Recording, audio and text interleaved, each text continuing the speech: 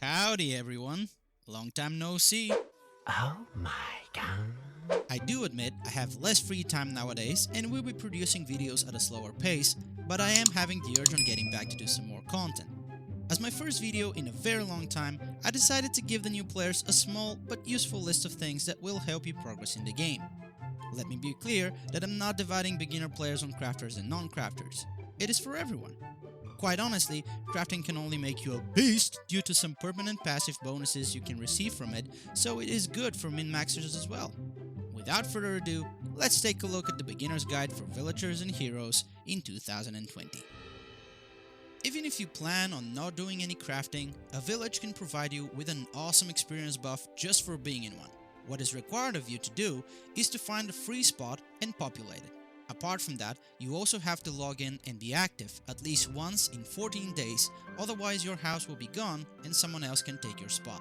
You can level up village projects with the entire village population together, but if you're in a small populated village, that will take a while. It is good to be in a more populated village with some completed projects in general, but if you want to experience the thrill of investing resources in said projects, then choose a smaller one. For easier transport across the entire village, there are scattered teleporter NPCs. You can check their location by talking with one of them so you know where to look to unlock them. It is very neat to traverse the village like that, because if you choose to be in a highly populated village like me and your house It's always fucking miles away. then this will save you a lot of time. Don't forget that also your house has a vault. It's not just style. You have two clickable zones, where one is for your house style and normally is any wall you choose, and the other is if you click right on your door, this will open your house vault. A very useful stash that you can store your valuables.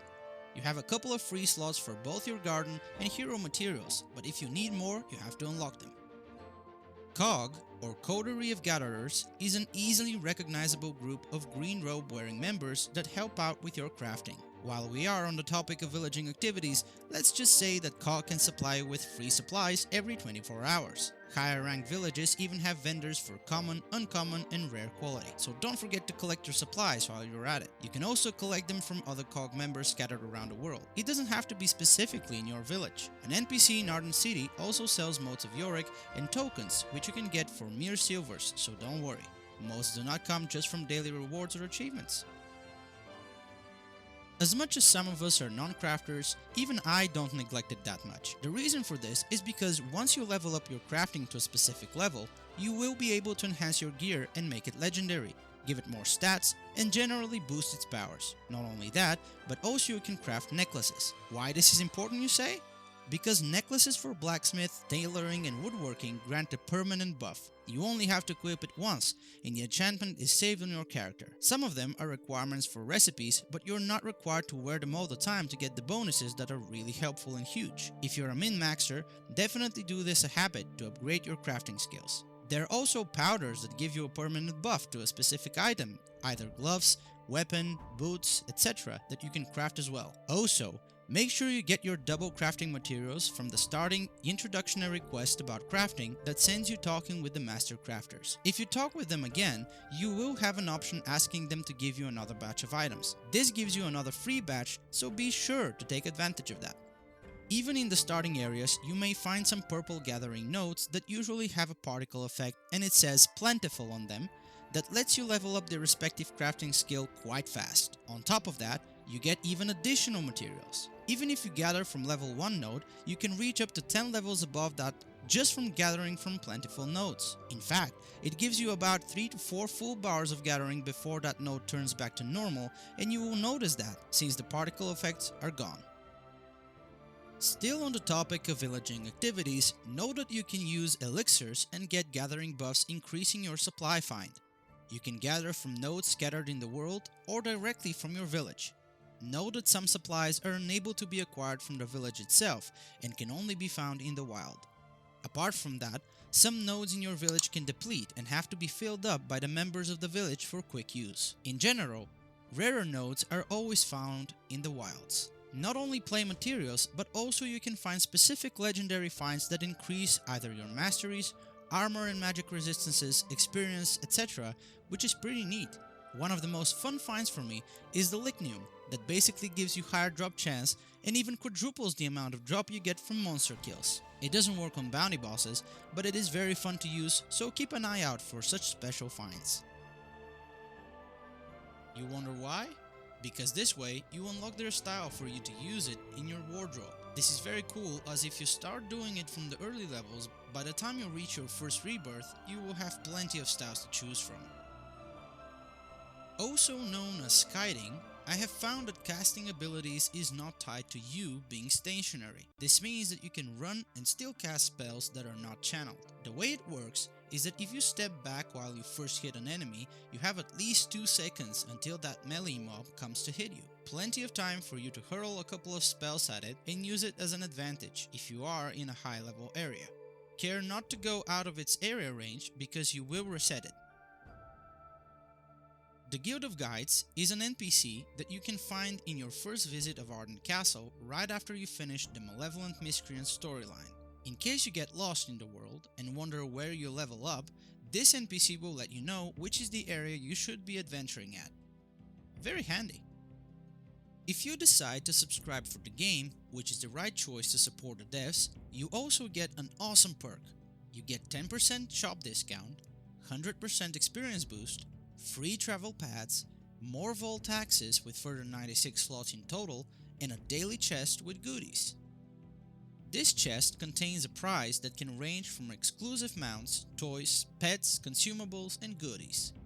You also get a royal pet, horse, and outfit to distinguish from the crowd.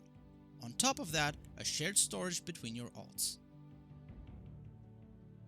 If you want to level up faster, use your bounty boss's perk you have every day. Killing one and the same boss doesn't grant experience all the time. It only works for the first time you kill him per day, but it is worth it. There are also certain bounty items that boost up the experience gain you get from these bounties, which is also very good for you to level up faster and stack up that experience. If you pair that with experience granting foods, you will really pop off.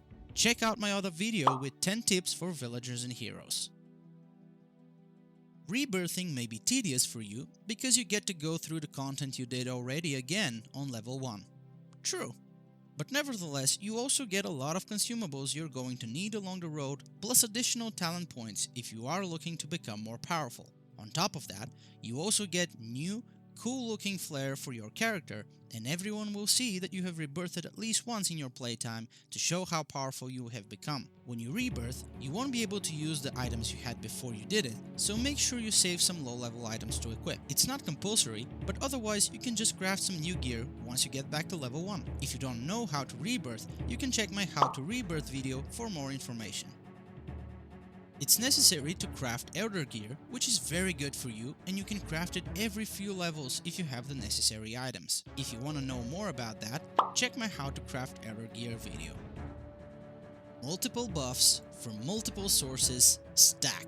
You can eat pies, gobazulas, and other potions at the same time and increase your experience gain tenfold, so don't be afraid if you think you're going to lose a buff.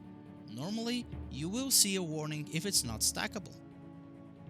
You can get crafting materials from breaking down weapons and armor if you buy salvaging rods from Lytia Remus in Arden City. One salvage rod uses 1 charge, but be careful because if you use it on stacked items, the entire stack will be salvaged.